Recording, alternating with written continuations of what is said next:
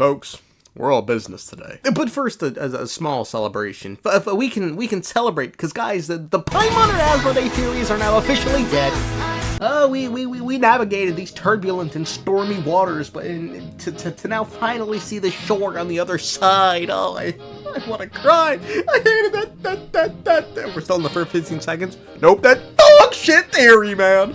But now, folks, back to business.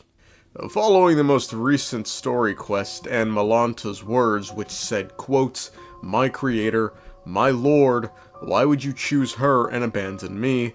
It seems like the game is trying to push us towards one inexorable conclusion. Asmoday's new master, the side she switched to, is the Abyss Sibling. What if she just switched sides? Just switched sides? You make it sound like such a trivial affair. It's unthinkable.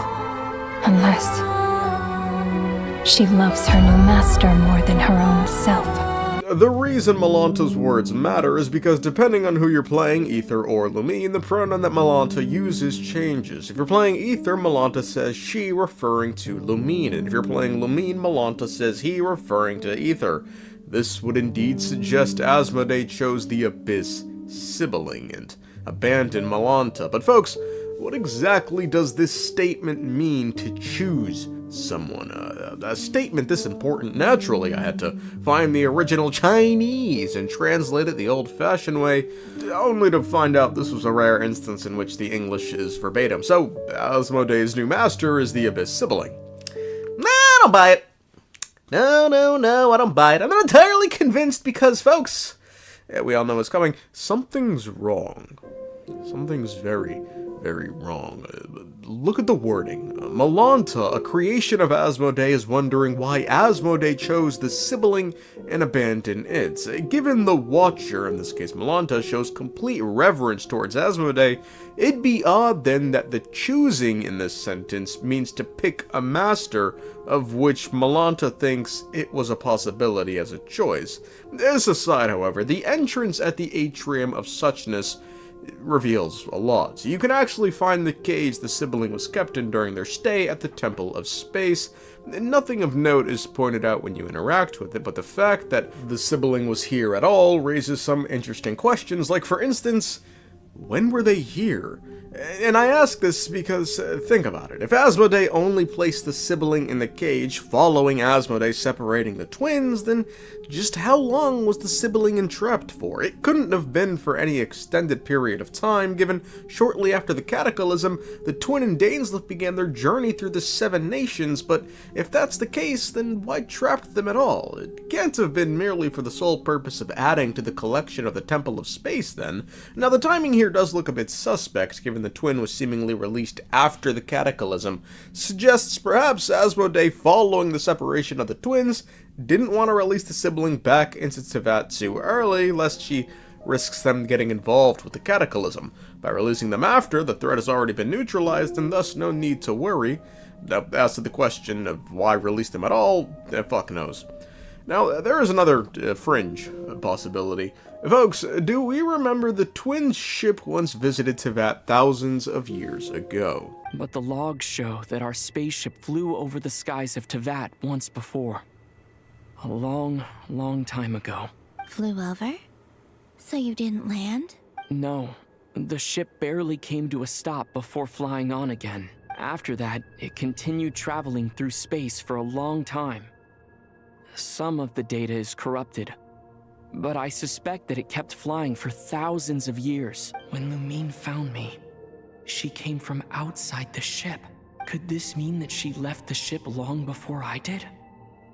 Maybe even during our first pass over Teyvat. If the sibling truly departed from the ship here, it could be they were then swooped up by Asmoday and placed within the temple's cage for thousands of years before eventually either fleeing or giving something up to return to the mortal worlds. Now, we learned in order to leave the Temple of Space, one has to give up all their memories, as the things they've seen in the temple and their knowledge of the Shades can never be shared with the world below.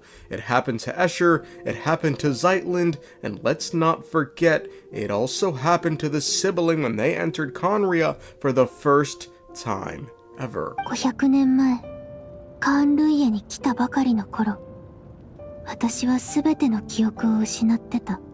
カーンルイエの姫として、王宮で長い時を過ごしている間に、やっと少しずつ思い出したの。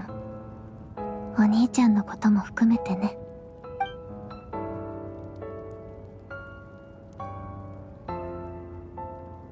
Now, the problem is, we know the sibling would eventually regain all their memories while in Conria, which seems odd given they then later have no idea who Asmoday is. Your path was blocked by some unknown god? Who are you? The sustainer of heavenly principles. And it's not like they all of a sudden decided to wage war against the heavens. That decision came at the end of their journey with Dainsleif, well, after the Cataclysm. Regardless, I don't think either interpretation points towards the possibility that Asmoday's new master is the sibling, given both these scenarios still involve the pretty stark power difference of Asmoday entrapping the sibling against their will.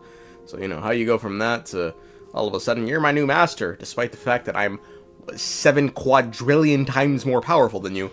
We know the sibling can, you know, barely beat a Dainsleif who didn't really want to fight and was holding back, and, you know, now we're talking about the Shade of Space, you know, who seemingly more than any other Shade was deeply involved in wiping those bastard Conarian scum off the map.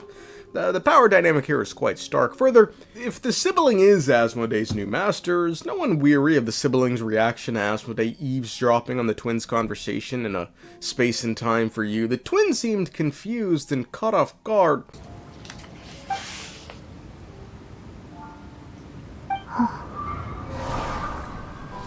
Folks, what's the one common denominator between all of Asmoday's pseudo-appearances? All 2 of them. Thus far. It's not the sibling, hell, it's not even Paimon, it's the Traveler. They are the only person who's been there both times Asmodee took note of what's going on. Now, does this mean Asmoday's new master is the Traveler?